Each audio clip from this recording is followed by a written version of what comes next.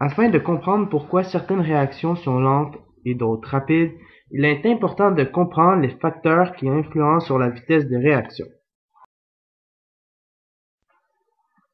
Selon la théorie des collisions, deux conditions sont essentielles pour qu'il y ait réaction. Premièrement, les particules des réactifs doivent entrer en collision les unes avec les autres pour pouvoir amorcer la réaction.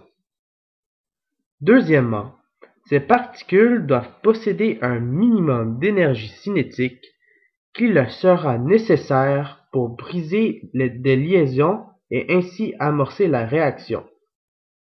Cela correspond à l'énergie d'activation de la réaction.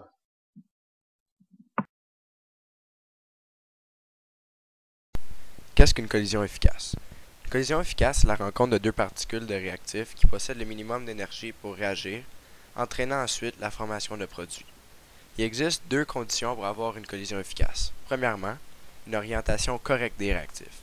L'orientation est la façon dont les molécules des réactifs entrent en collision ensemble.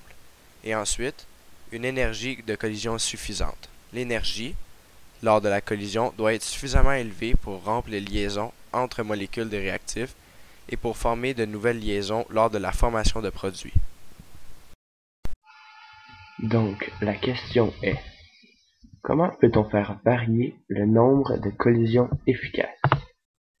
Eh bien, c'est simple. On peut faire varier le nombre de collisions efficaces par 5 méthodes, ou 5 facteurs d'influence. Premièrement, il y a le catalyseur, qui lui est une substance qui va augmenter la vitesse de réaction sans changer la nature. Il y a la nature, qui est la grosseur de la molécule, donc ça permet de changer le nombre de collisions efficaces.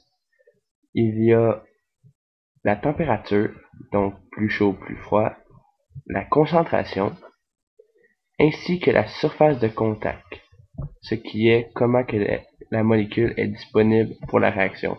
Exemple, si elle est en poudre, elle réagira plus vite que si elle est en gros bloc. Et c'est ça.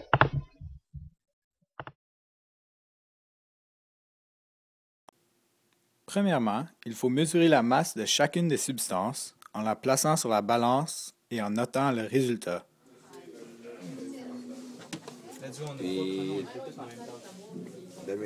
Ensuite, on allume chacune des substances avec une allumette à des intervalles d'1 minute et on laisse chacun pendant 5 minutes.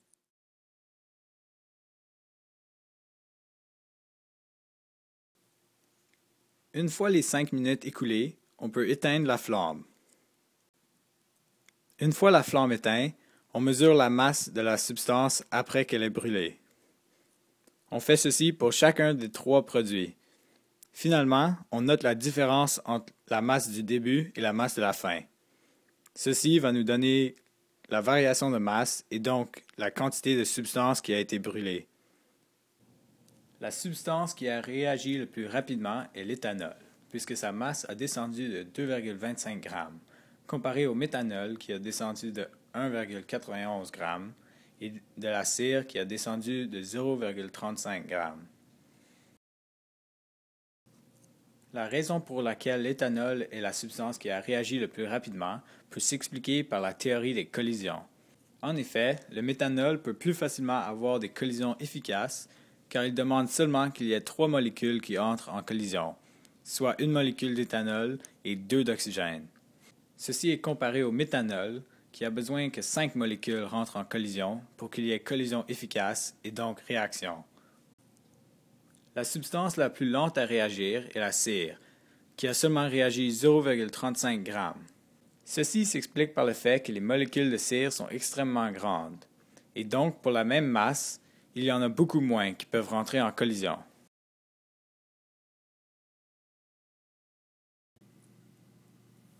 On peut ralentir la formation de la rouille sur les automobiles ou tout autre objet en les recouvrant d'un matériau qui réagit moins rapidement.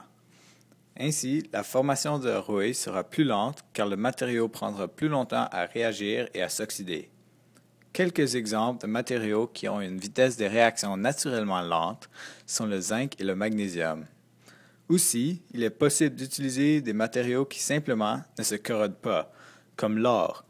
Cependant, il n'est pas très économique de recouvrir sa voiture avec de l'or.